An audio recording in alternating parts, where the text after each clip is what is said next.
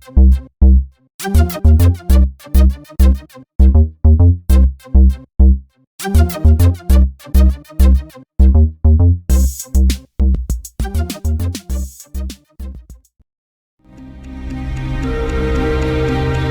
rata-rata mereka tidak menggunakan apa-apa, padahal ini bisa saja mereka berisiko terluka atau lebih parahnya lagi terkena longsor di dalam gua-gua ini.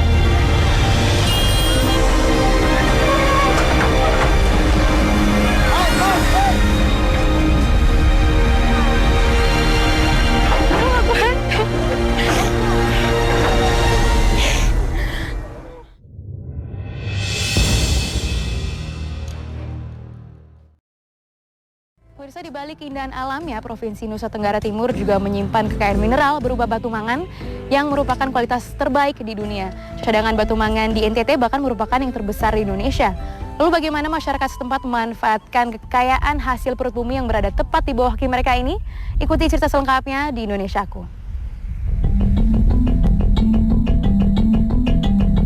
Sektor pertambangan pun seakan menjadi jalan keluar bagi masyarakat untuk menyelamatkan diri dari keterpurukan ekonomi. Salah satu primadona hasil tambang dari NTT adalah batu mangan. Ada sebanyak 254 pemilik izin usaha pertambangan di Nusa Tenggara Timur. Kegiatan tambang di sini sudah dimulai sejak tahun 2009. Namun hingga sekarang batu mangan masih bisa ditemukan dengan mudah. Sekilas, lokasi tambang mangan tampak seperti bekas tanah longsor. Ini adalah hasil dari maraknya galian penambang selama bertahun-tahun sebelumnya. Sedikit demi sedikit, tanah pun tergerus hingga membentuk lubang-lubang besar yang tidak beraturan. Jarak dari puncak hingga ke dasar tambang bahkan mencapai 5 hingga 10 meter lebih. Para penambang hanya membutuhkan linggis dan sekop untuk bekerja. Di sini, penambang pria dan wanita bercampur menjadi satu untuk mendulang rezeki. Beberapa mencari mangan dari permukaan, sementara yang lain mengumpulkan batu mangan dari dalam lubang.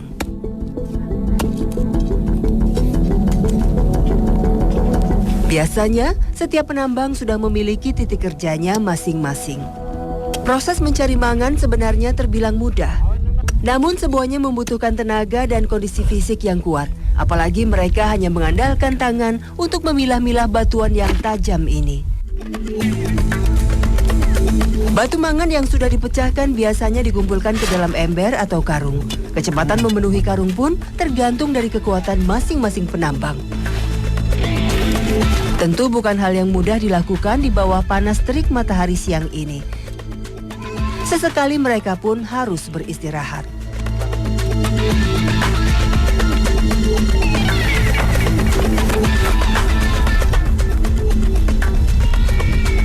Saya ikut turun ke dasar untuk melihat langsung cara kerja para penambang.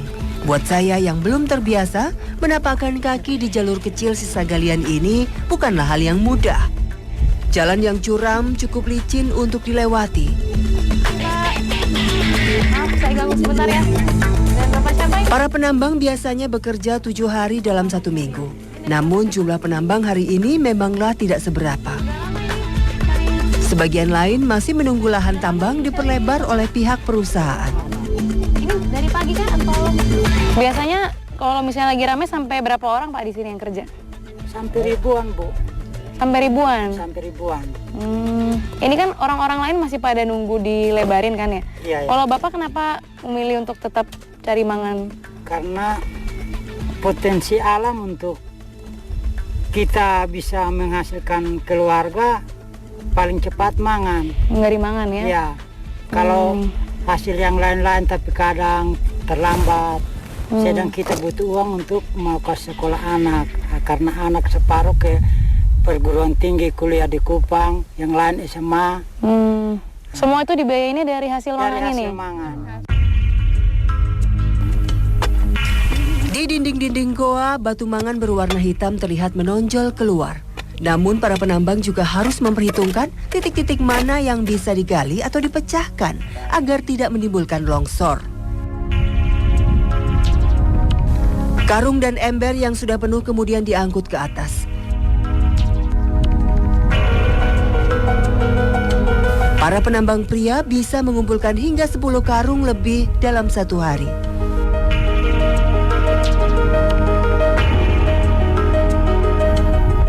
Di area tambang terdapat puluhan pondok yang bisa digunakan sebagai tempat beristirahat para penambang.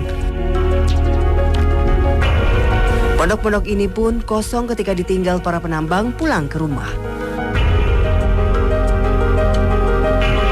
Namun, ada beberapa yang justru menjadikan lokasi tambang mangan sebagai rumah mereka. Halo Mama, mau kemana ini? Salah satunya termasuk Mama Eti dan Mama Bano yang tinggal di gubuk-gubuk kecil ini. Mama Eti dan Mama Bano adalah tulang punggung keluarga. Mereka tidak memiliki tempat tinggal sehingga memilih untuk menetap di lokasi tambang. Tidak jarang, anak-anak pun akhirnya ikut bekerja. Mama, ini kan kebanyakan penambang pakai pondok cuman buat istirahat. Kalau Mama kenapa memilih menetap di sini? Karena lebih mudah, lebih dekat dengan area kerja, terus waktu untuk kerja juga bisa panjang. Iya. Tidak pulang ke rumah berarti? Satu minggu selalu di sini? Saya full, tinggal di sini full karena ada rumah PT yang bisa bantu kami untuk tinggal menetap.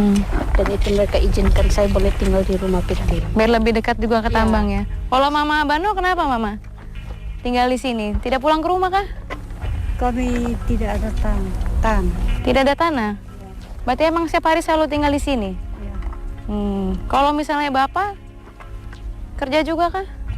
Suami Mama? Kerja juga? Kerja Di mana? di saudara. Oh, kemana? Dia di Kalimantan. Oh, tidak ikut nambang di sini? Mama berarti sendiri saja ya? Sama anak berdua di sini? Jarak dari rumah sampai ke lubang tambang hanya sekitar 200 meter.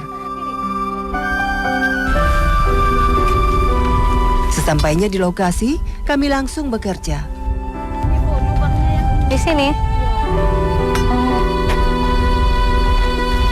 Mama Eti mulai memecahkan batu mangan di dinding goa menggunakan linggis. Batu yang sudah mulai longgar, kemudian dilepas secara manual menggunakan tangan.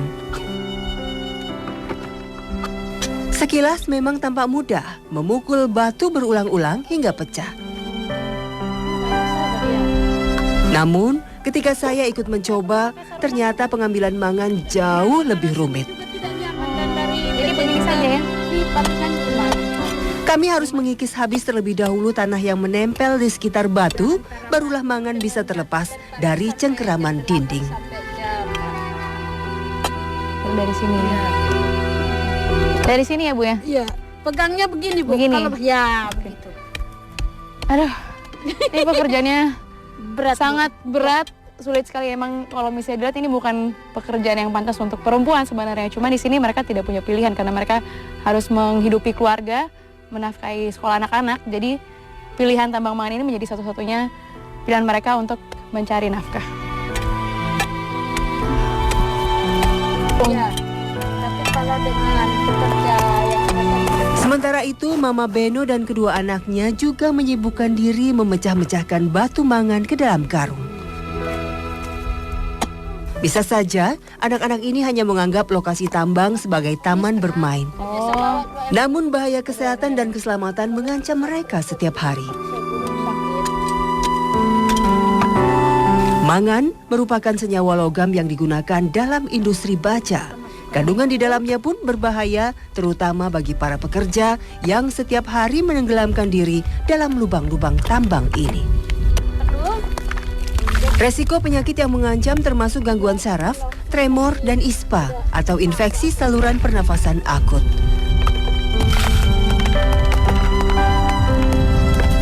Namun bagi para penambang, termasuk Mama Beno, batu-batu hitam ini adalah hidup mereka. Tak ada sumber mata pencaharian lain yang bisa mereka andalkan untuk tetap bertahan. Batu mangan yang sudah dikumpulkan kami bawa kembali ke rumah.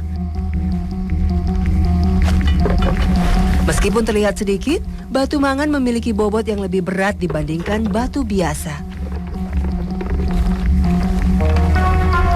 Membawa satu karung penuh pun tidak mudah. Tahap berikutnya adalah proses pengayakan. Batu mangan dituangkan ke alat penyaring lalu digosok menggunakan tangan. Ini dilakukan untuk memisahkan sisa-sisa tanah yang masih menempel pada batu mangan ini. Digosok begini aja, Bu. Oh, biar kalau misalnya secara kasat mata, batu mangan ini emang agak sulit dibedakan dari batu biasa. Cuman ini ciri-cirinya kalau batu mangan itu dia warnanya emang lebih hitam dan kalau dipegang emang lebih padat dan berat. Dan ini biasanya digunakan sebagai bahan baku untuk keramik, gelas, bahkan baterai. Cuman produksinya memang jarang dilakukan di dalam negeri. Karena hasil tambang dari mangan ini nantinya biasanya akan diekspor ke berbagai negara seperti Cina, India, bahkan sampai ke negara-negara di Eropa.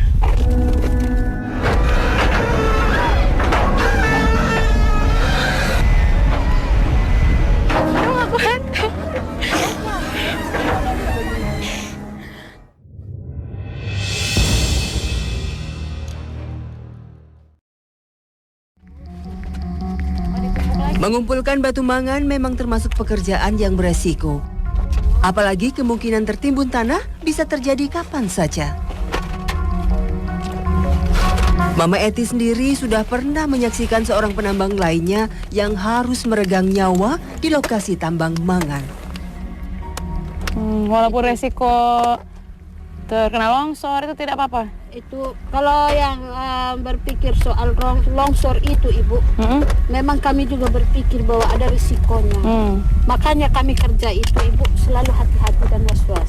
Tapi kalau di sini pernah ada kejadian kah? Ada penambang yang tertimbun? Memang pernah ada. Itu juga karena klien sendiri, karena dia gali bukannya lurus, tetapi dia membentuk gua. Makanya dia belum sempat keluar, tanah langsung turun.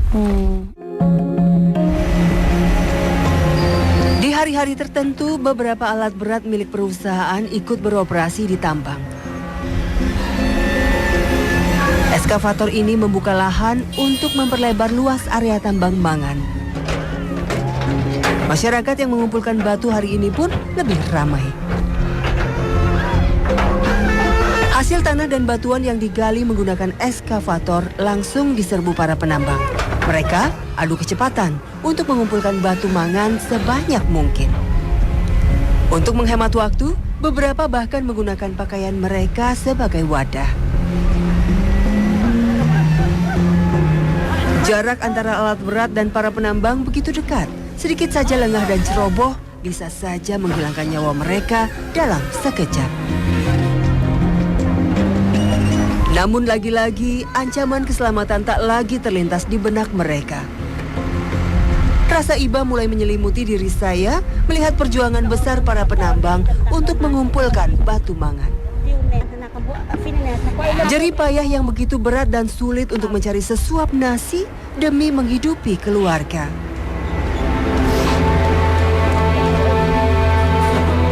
Akhirnya, saya pun tidak sanggup menahan air mata.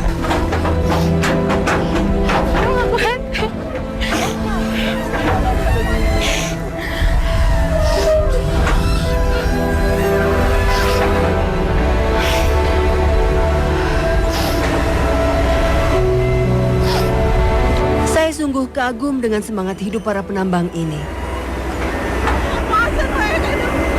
Mereka masih bisa tersenyum dan tertawa walaupun berada dalam kondisi hidup yang memprihatinkan.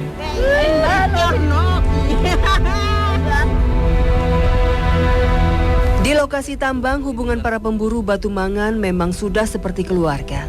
Di waktu istirahat, tidak jarang mereka berkumpul untuk menyantap makan bersama. Lauk pauk sederhana ini pun menjadi pengisi tenaga mereka untuk nantinya kembali bergelut dengan tanah dan batuan.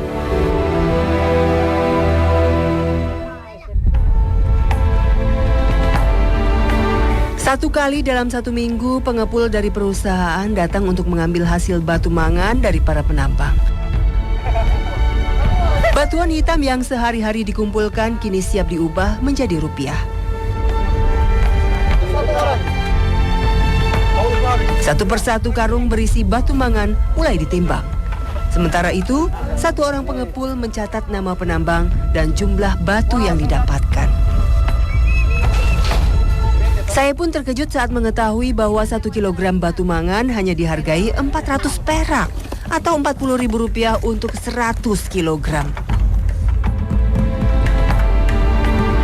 Batu-batu yang sudah ditambang kemudian dinaikkan ke atas truk.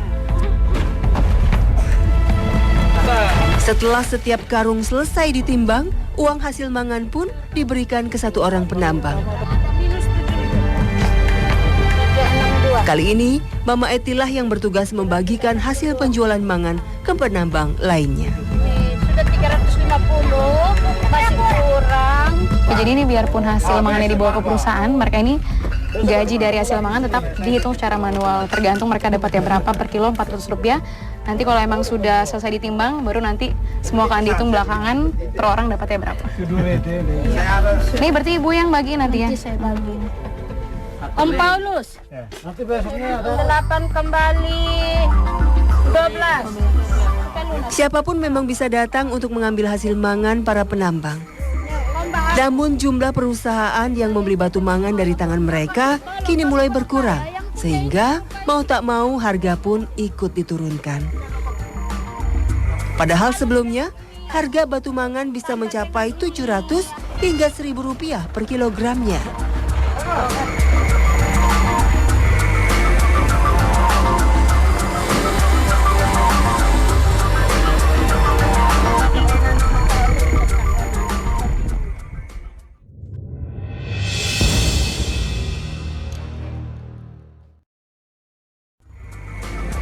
Sebelumnya, batu mangan memang diekspor dalam keadaan mentah atau raw material. Namun, regulasi baru menyebutkan bahwa batu mangan harus melalui proses pengolahan atau smelter terlebih dahulu untuk meningkatkan nilai jualnya. Namun, menurut Dinas Pertambangan dan Energi Provinsi NTT, kebijakan baru ini bukanlah penyebab turunnya harga mangan, melainkan karena adanya fluktuasi harga di pasar internasional.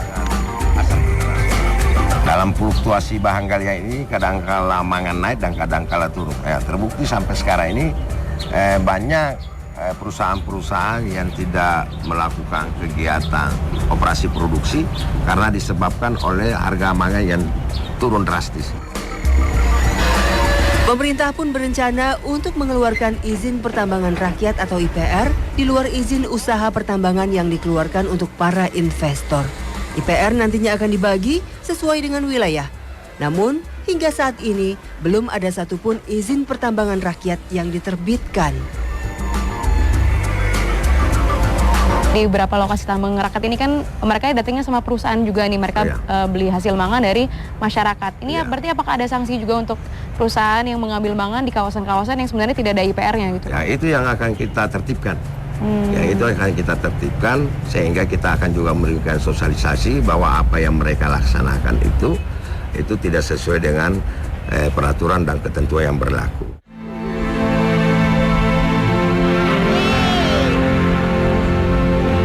Sesungguhnya kekayaan mineral tanpa sistem pengelolaan yang baik adalah sia-sia. Padahal seharusnya kejayaan mangan bisa meningkatkan taraf hidup masyarakat, terutama di sektor perekonomian. Namun nyatanya, hingga kini, masyarakat hanya menjadi buruh di tanah sendiri.